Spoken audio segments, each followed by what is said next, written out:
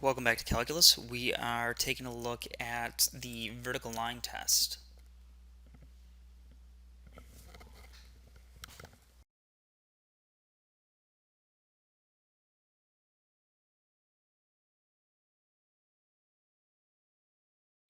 As we saw in one of the earlier videos, we can take a look at the graph of a relation to determine whether it's a function or not.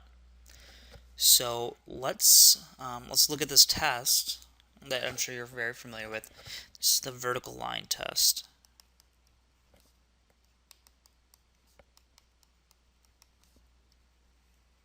And the vertical line test says that if you have the graph of a function, okay, so let's say we have a function,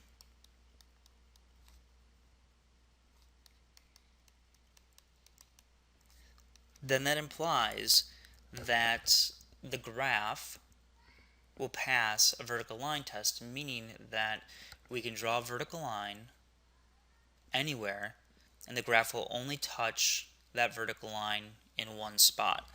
So if we have a function, it'll pass the vertical line test.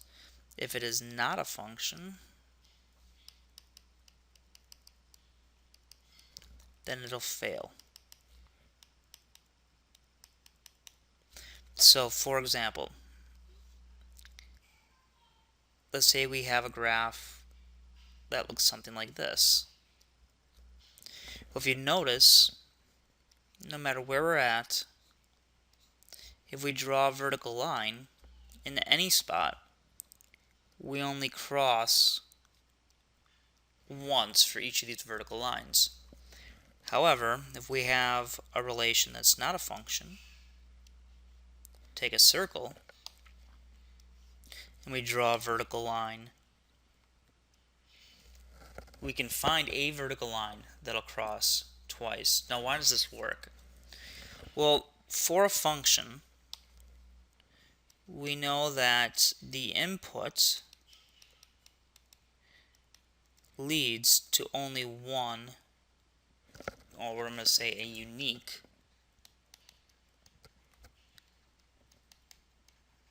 output. Okay, so that's the idea. Whatever we plug in can only go to one thing. Now, if you look over here, okay, let's call this A. And let's say this is a height of B, and this is a height of C. Well, the problem with this over here is that if we plug in A, what do we get out? Do we get out B, or do we get out C? And the answer is we don't know. And so, since we don't know, okay, this is not a function, even though I'm using that notation here. Okay, but it is not a function.